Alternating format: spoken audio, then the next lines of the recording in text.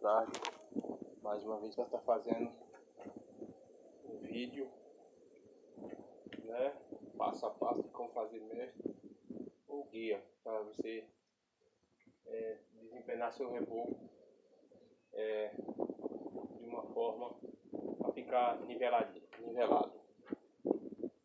Aqui vocês podem observar, eu puxei aqui, ó, de um lado eu chapei a massa, chapei a outra massa do outro lado, aí fica geralmente o meio da parede.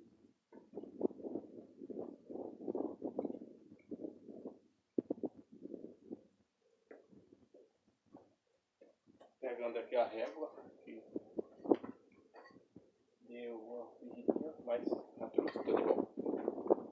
Aí, igual eu estava falando, chapei de um lado a mestre, guia, do outro lado, né?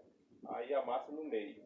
Eu vou desempenar o meu reboco por essa guia, essa mestre do lado. Aí vou cortar de baixo para cima, de cima para baixo. O importante é as mestres, tá? Nivelado, tirar as características que é ali, ó.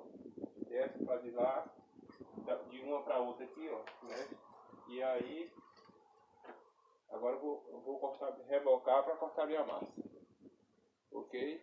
Você que gostou aí, é só uma dica, porque eu já tinha chapado a massa, não fiz o vídeo nesse período. Mas agora estou mostrando, lembrando que o processo é fácil. De um lado para outro e no meio, assim, se for 10 metros de comprimento, você estica a linha, nivela a cabeceira, nivela a outra, tira os pontos igual ao piso, e aí vai chapar a massa, fazer essas mestras aqui, ó, de fora a fora. Ok? Passando aqui para dando essa dica, agradeço a todos e tem meu canal aí, todos vocês, compartilhem aí meu vídeo aí, dê um like aí, ok? Depois eu vou estar passando mais dicas para você de outras áreas, ok? Fiquem a todos na paz do Senhor Jesus, que Deus abençoe a todos.